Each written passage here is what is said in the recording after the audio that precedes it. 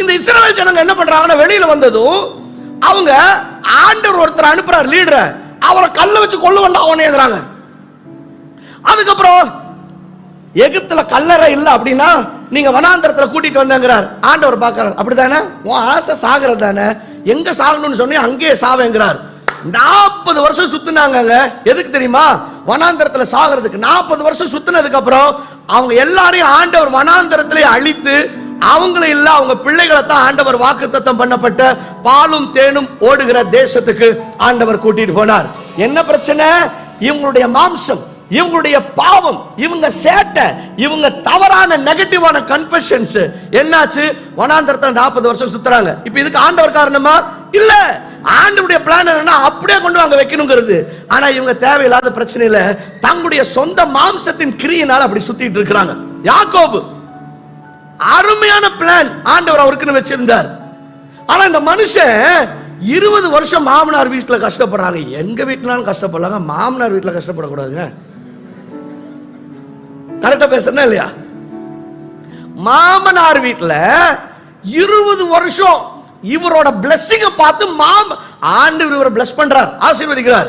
அதை பார்த்து மாமனாருக்கே பொறாம வந்து இவருக்கு 10 தடவை சம்பளத்தை மாத்துறாரு. ஏன்னா மாமனார் வீட்டுல சம்பளத்துக்கு சேர்ந்துட்டாரு. மாமனாரு 20 வருஷமா மனுஷனை டார்ச்சர் பண்றாரு. ஏயா, மருமகன் நல்லா இருந்தா எந்த மாமனார்னாலுமே என்ன பண்ணணும்? மருமகன் நல்லா இருந்தா என் பிள்ளைங்களாம் நல்லா இருப்பாங்க அப்படின்னு சந்தோஷம் தானே பண்ணணும்.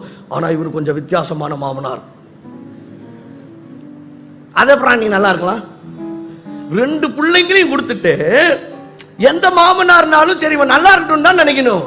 ஆனா இந்த மாமனார் என்ன பண்றாருன்னா, நீ எப்படி நல்லா இருக்கிறேன் நான் பாத்துக்கிறேன் அப்படிங்கிறார். இப்படி 20 வருஷம் கஷ்டப்படுறார். இப்போ நம்ம ஆளுங்க, ஆண்டவரே என்னை ஏன் இப்படிப்பட்டதான ஒரு நெருக்கடியான சூழ்நிலையில அனுமதிச்சீங்கப்பா? ஆண்டவர் சொல்றாருங்க, பாரு, இந்த நெருக்கடியை நான் அனுமதிக்கல. ஏன்னா யாக்கோபுக்கு இப்படி ஒரு நெருக்கடி உண்டானதுக்கு காரணம் என்ன அப்படின்னு சொன்னா, ஆண்டவர் இவரை குறிச்சு அழகான பிளான் வச்சிருந்தார். ஸ்டோரி போர்ட் எல்லாம் சொல்லுங்க, என்னது? ஸ்டோரி லைன், கதைக்களம்.